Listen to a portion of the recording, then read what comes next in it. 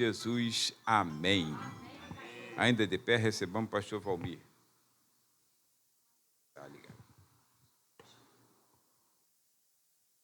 Meus irmãos, a paz do Senhor Jesus. Amém. Aproveitando que estamos sobre os nossos pés, pega a sua Bíblia e vamos ler apenas um versículo. Livro de Efésios, no capítulo 6, e o verso de número 19.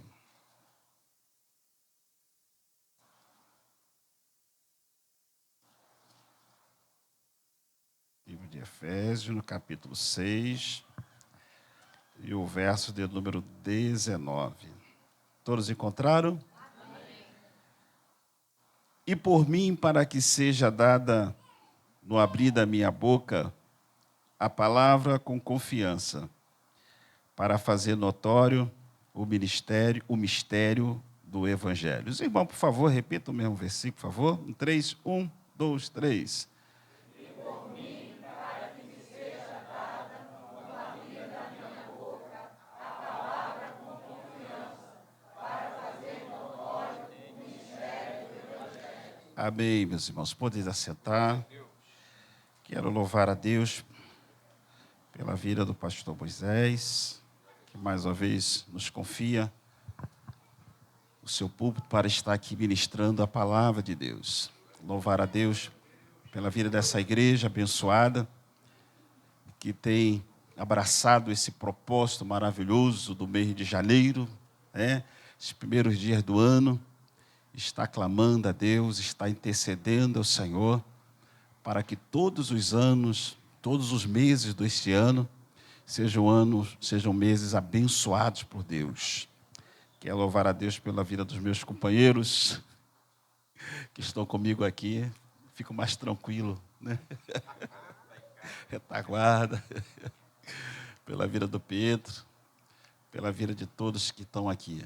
Deus seja glorificado. Meus amados irmãos, o tema que o pastor me passou foi revestidos para permanecer firmes. Diga comigo, revestidos para permanecer firmes. Veja que o apóstolo Paulo, nesse assunto, e por que não dizermos nos versículos também anteriores, que nós não fizemos a leitura, mas no decorrer aqui da mensagem, nós vamos reportar a eles. O apóstolo Paulo, ele traz um assunto que eu considero um assunto específico para a igreja de Éfeso. E o assunto que ele traz em foco é intercessão. Diga assim, intercessão. O que é intercessão, pastor? Intercessão é o ato de pedir. Intercessão é o ato de suplicar por uma pessoa, por várias pessoas. Intercessão significa isso. E veja que o apóstolo Paulo, ele traz esse assunto para a igreja de Éfeso. Qual era o propósito dele trazer esse assunto tão importante para a igreja de Éfeso?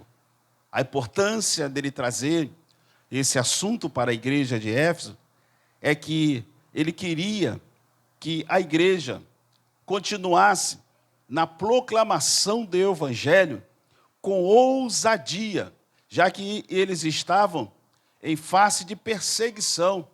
E o apóstolo Paulo está pedindo à igreja que interceda para ele continuar na proclamação do Evangelho.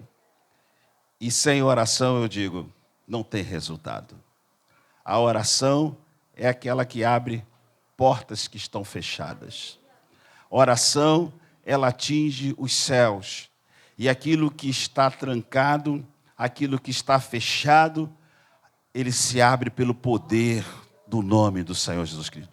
Então, a oração é uma ferramenta poderosa, que muitas das vezes nós não temos dimensão do tamanho e da grandeza de oração. E veja que o apóstolo Paulo, ele trazendo para a igreja de Éfeso, no versículo de número 8, ele diz assim: orando em todo tempo, com toda oração e súplica no Espírito, e vigiando nisto, com toda a perseverança e súplica por todos os santos. Então veja que o apóstolo Paulo, ele vai fazer um pedido de oração. Os irmãos que observaram o versículo de número 19, ele diz: e por mim, é um pedido de oração pessoal. Ele está pedindo para que a igreja interceda por ele, para que a igreja ore por ele, para que a igreja clame por ele, para que a igreja suplique por ele. E veja que o apóstolo Paulo, com toda a sua humildade, ele sendo um apóstolo, ele tendo escrito epístola, sendo ele um líder espiritual, mas o apóstolo Paulo, com todos os títulos que ele tinha, ele reconhece a sua dependência na oração coletiva da igreja. Tem muitas pessoas que chegam a um patamar e diz que ele não precisa mais de nada, já não busca mais, já se acha a pessoa tal. Não, irmãos. Quanto mais degrau a gente subir, mais nós precisamos demonstrar a nossa dependência na oração. E que seríamos de nós se a igreja não estivesse orando por nós? Muitas das vezes o nosso sucesso na igreja é porque tem um irmão, tem uma irmãzinha que está de joelho dobrado, está clamando a Deus pela vida do pastor, pela vida dos obreiros, pela vida da igreja. E muitas coisas acontecem porque tem pessoas clamando ao Senhor nosso Deus. Então veja que a súplica, ela é muito importante para a igreja, ainda mais quando ela é coletiva. Veja que o pastor Moisés, ele não abre mão disso, da oração coletiva. Então ele chama a igreja para esse momento de estar clamando, de estar intercedendo. Não sabemos o que virá nos meses seguintes, mas nós estamos nos preparando, nós estamos nos fortalecendo, nós estamos nos enchendo, porque a nossa dependência, ela vem de Deus. E isso acontece através da oração. Veja que o apóstolo Paulo, ele faz isso. Ele pede uma oração pessoal. E às vezes nós lidamos com muitos casos como esse, de pessoas que estão passando por momentos difíceis na sua vida, e elas às vezes nos ligam, às vezes nos encontram: pastor, estou passando por isso e por isso. Me ajude em oração. E a gente intercede por essas vidas. E mais na frente a gente recebe a notícia: pastor, aquela oração que foi feita, houve resultado. A vitória chegou.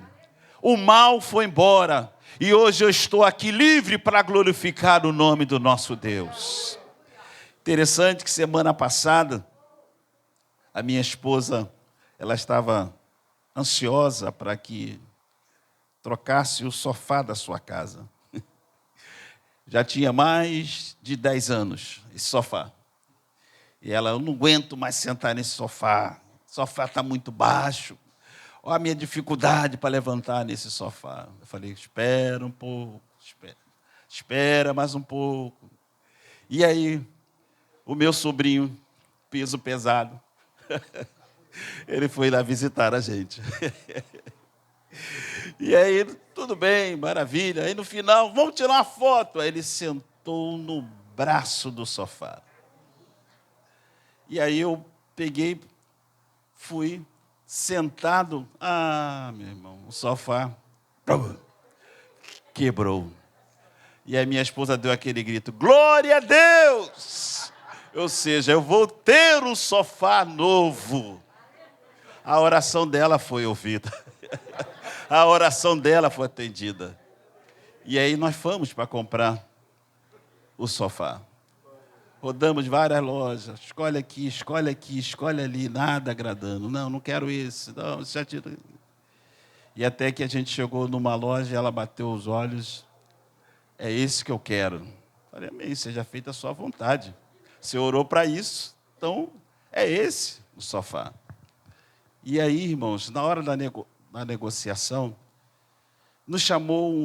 uma coisa nos chamou muita atenção. Porque ela olhou vários sofás que estavam naquela loja. Mas um só que chamou a atenção dela. E esse não tinha ali na loja, só tinha no depósito na loja. E ela pegou, virou para a vendedora, está dizendo assim, se tiver que ser meu, vai ser meu, porque eu creio em Deus e estou orando por isso. Aí a menina pegou e disse assim, amém. Para que ela disse que era amém? Pronto. Aí ela falou assim, você é crente? Aí a menina abaixou a cabeça e disse, eu ando um pouquinho, caminho um pouquinho. Ela perguntou, você é crente? Porque você disse amém. Você tem um traço de crente. Aí ficou aí rodando. E até que na hora que a gente começou a fazer a ficha, ela sentou do lado e eu tornei fazer a pergunta de novo. Senti que tinha um mistério atrás daquele negócio. Aí, sabe o que, pastor? Tive que fazer um gabinete em plena loja. Aí a menina começou a se abrir, os olhos veio, as lágrimas veio nos olhos. E ela disse, eu sou filha de pastor. Eu estou desviada há muito tempo. Eu falei, entendi porque Deus mandou a gente aqui nessa loja. Tinha um propósito para a gente vir aqui nessa loja. Aí começamos a conversar e falar de Deus. Interessante, irmãos, que a loja não entrava ninguém, então ela ficou tranquila. A loja ficou um deserto. Então a gente começou a conversar. Falei, agora está faltando só uma coisa. Já fechamos tudo e a gente não vai sair daqui sem a gente fazer uma oração por você. Você aceita uma oração? Ela, claro que eu quero oração, eu quero. E se você me dá o endereço da igreja, eu quero o endereço também da igreja. E rapidamente eu dei logo a localização da igreja. Não precisei me identificar com o pastor, nada disso. Ali oramos e a glória de Deus desceu naquele lugar. Aí eu entendi porque a gente rodou e foi cair ali. Porque existia uma vida ali que estava precisando ouvir de Deus. Ela dizia assim, irmão, eu sou um milagre de Deus. Eu é que não valorizo, mas eu sou um milagre de Deus. Pela medicina, eu era estéril, mas hoje eu tenho 2 filhos. Deus fez milagre na minha vida. Eu preciso realmente voltar para esse Deus. Eu falei assim, a hora é agora, volte logo. O momento é agora. Então Deus, Ele prepara o ambiente para nós e a gente precisa estar ligado para isso. Então veja que o apóstolo, voltando ao texto, o apóstolo Paulo, ele faz esse pedido de oração pessoal. A segunda coisa que eu aprendo com o apóstolo Paulo aqui foi que o princípio da intercessão era uma intercessão mútua. Veja o versículo 18 que nós lemos. Orando em todo tempo, com toda oração e súplica no Espírito. Vigiando nisto com toda perseverança e súplica por todos os santos. Então, isto vem reforçar e estabelecer para nós um princípio bíblico de que os cristãos devem orar uns pelos outros. Vou repetir, isto é um princípio bíblico que todos os cristãos, todos nós crentes, devemos estar intercedendo uns pelos outros. Você glorifica a Deus por essa palavra nessa noite, meu irmão? Agora, falando sobre o propósito da oração. O propósito da oração. Veja, voltando ao versículo de número 19. Olha o propósito da oração. Ele pede por mim. Qual é o propósito? Para que me seja dada no abrir da minha boca. Veja que o apóstolo Paulo, ele não está pedindo por sua segurança. O apóstolo Paulo não está pedindo por sua segurança física, não. O apóstolo Paulo, ele está pedindo para que Deus lhe concedesse para ele a mensagem certa. É isso que ele está pedindo. Ele não está pedindo proteção. Ele não está pedindo para Deus livrar eles, dos açoites. Não, ele está pedindo a Deus que lhe conceda a mensagem certa. No abrir que me seja dada, no abrir da minha boca, a palavra com confiança. Ele não está pedindo proteção. Agora, de que maneira o apóstolo Paulo está pedindo que os irmãos intercedam para que esta palavra, quando ele abrir a boca dele, venha acontecer? Ele diz que a palavra com confiança para fazer notório o evangelho, o ministério, o mistério do evangelho. Ele está pedindo para que, através dessa oração, quando ele abrir a sua boca, ele venha falar com ousadia, ele venha falar com intrepidez, ele venha falar com confiança, com coragem.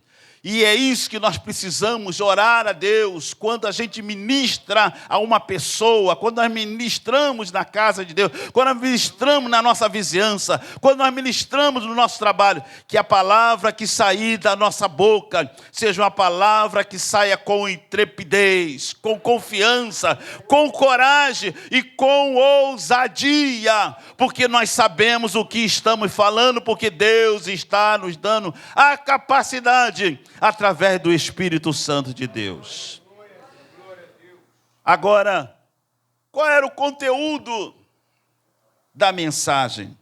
O conteúdo da mensagem que o apóstolo Paulo está pedindo para os irmãos intercederem é para fazer notório o mistério do Evangelho.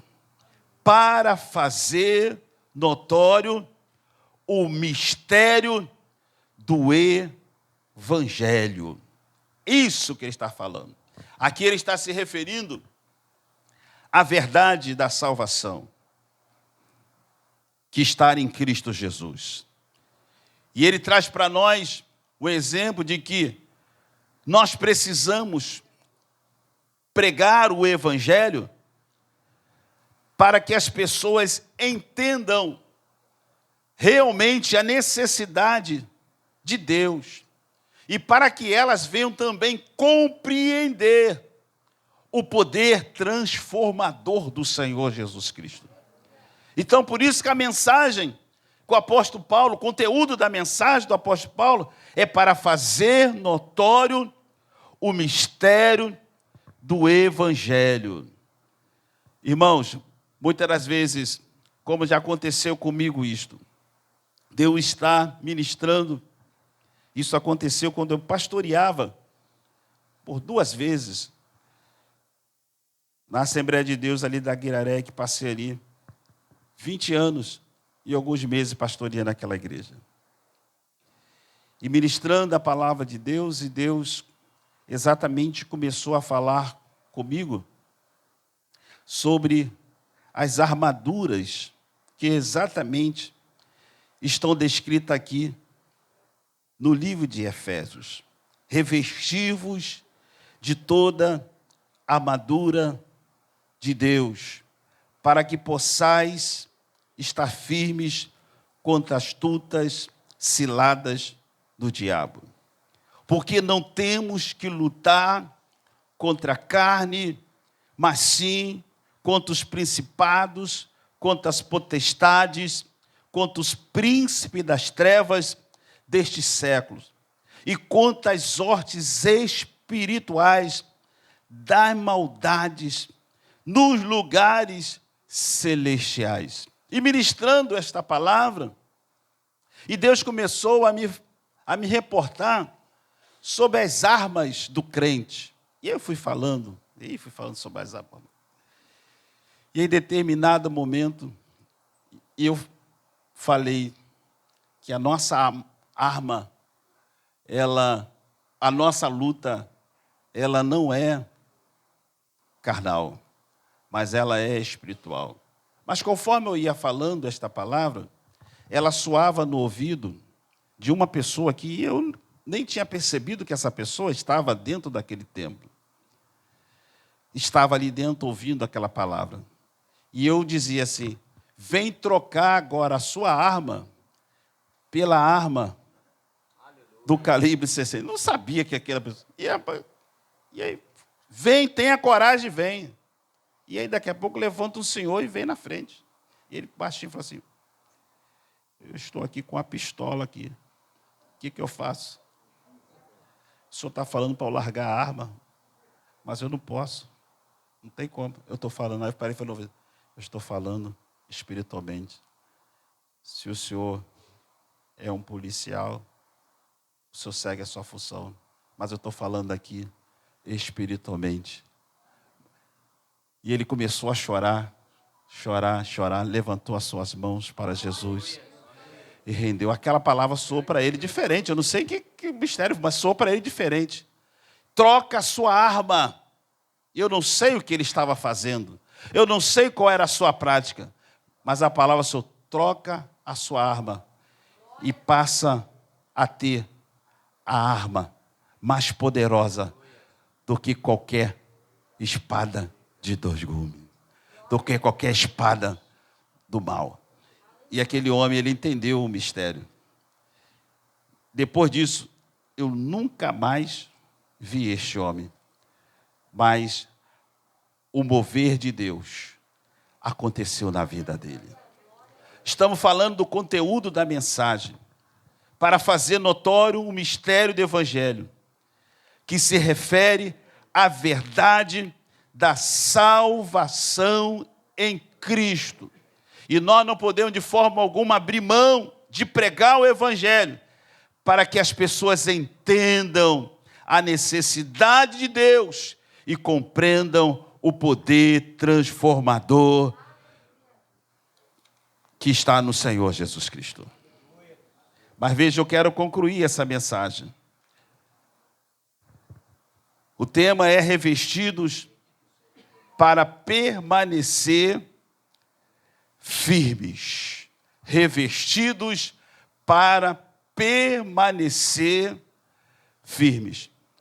Paulo, escrevendo no livro de Coríntios, no capítulo 16 e versículo 13, na Nova Almeida atualizada, ela diz assim: fiquem alertas, permaneçam firmes na fé, mostrem coragem, sejam fortes. Vou repetir: fiquem alertas, permaneçam firmes na fé, mostrem coragem e sejam fortes, revestidos para permanecer firmes.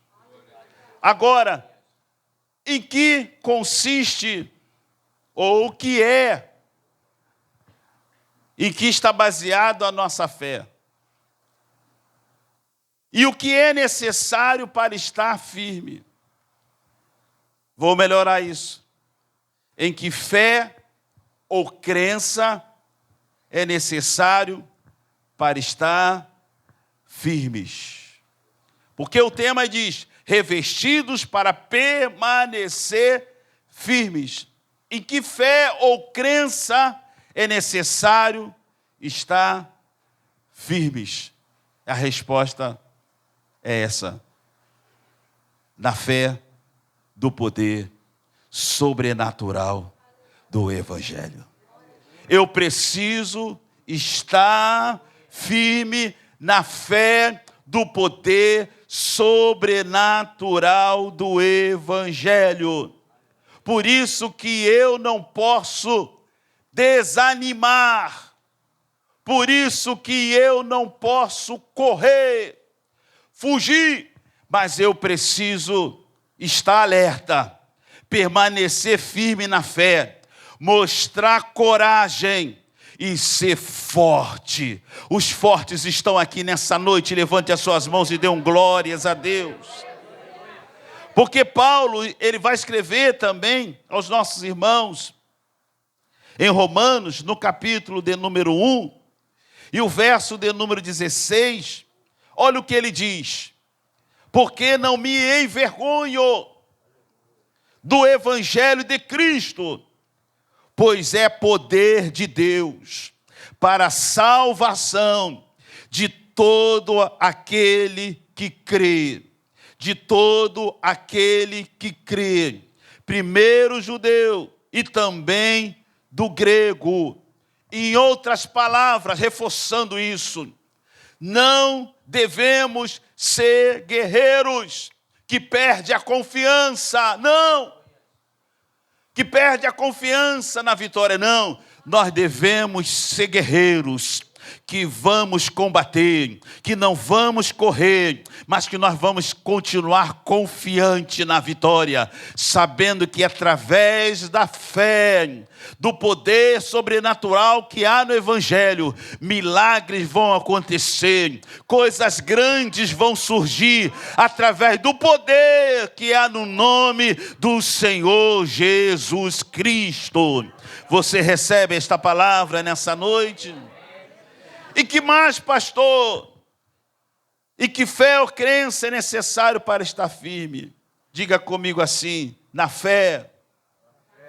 Mais forte, na fé.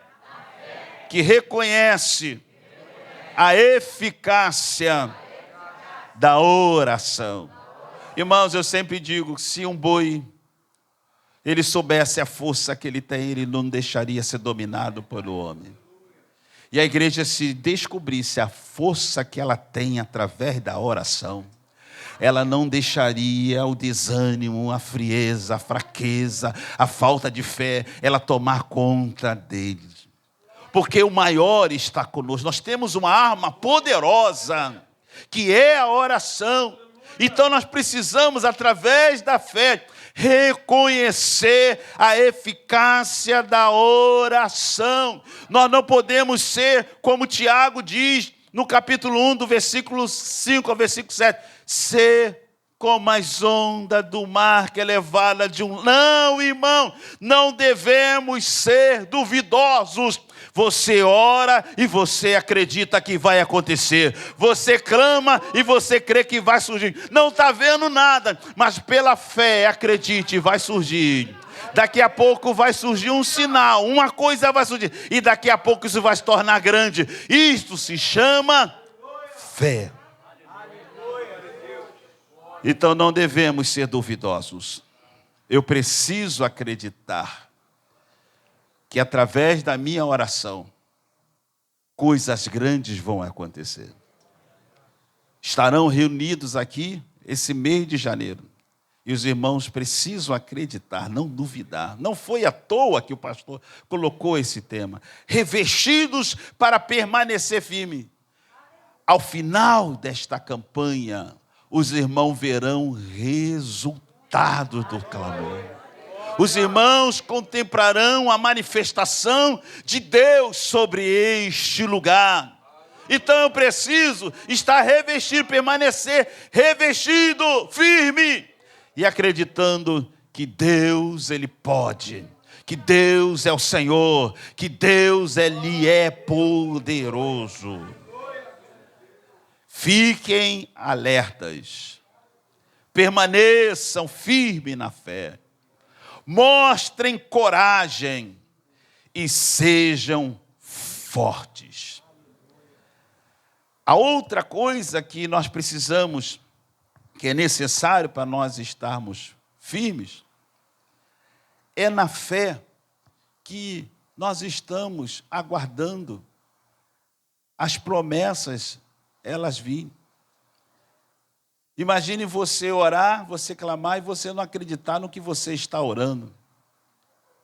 Você precisa acreditar.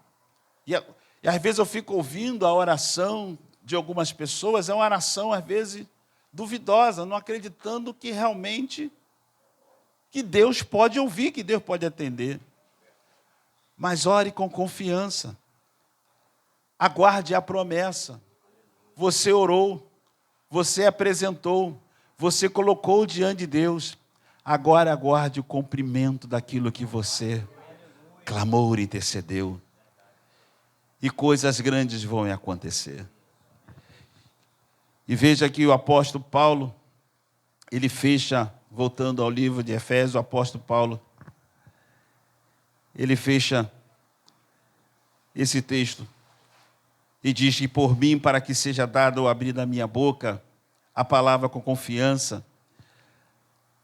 para fazer notório o mistério do Evangelho, pelo qual eu sou embaixador em cadeias, e para que possa falar dele livremente, como me convém. Irmãos, guarde esta palavra no seu coração. Que o Espírito Santo de Deus, ele continue a falar mais alto em cada um dos nossos corações, mas acreditando que Deus, ele pode, que Deus é o Senhor, que Deus continua com a mesma intensidade e com o mesmo poder. Você pode levantar suas mãos e dar glórias a Deus. Meus irmãos, vou ficar de pé. Eu gostaria de fazer um clamor aqui, nessa noite, em favor dos nossos irmãos, lá da Venezuela. Sentindo no coração agora, de a gente fazer um clamor pelos nossos irmãos. Venezuela pertence ao Senhor Jesus Cristo. A igreja estava orando ao Senhor pela Venezuela. E Deus tem como as suas formas de trabalhar. A gente não pode questionar a forma como Deus trabalha. É exatamente, vivendo debaixo de um peso pesado. E Deus, ele envia alguma coisa para aliviar o nosso fardo. E às vezes nós não entendemos o trabalhar de Deus. E até a forma como Deus trabalha. Eu orei, eu preciso deixar Deus trabalhar. Lembra de Abacuque? Abacuque intercedia pela nação. Não é isso? Pedia a Deus avivamento pela nação. Só que o avivamento vai vir da forma que Deus. O jeito que vai trabalhar, não é como eu quero. Deus tem o seu método de trabalhar e de agir. Eu estou clamando a Deus, eu estou pedindo a Deus. Agora eu não posso, Deus faz assim.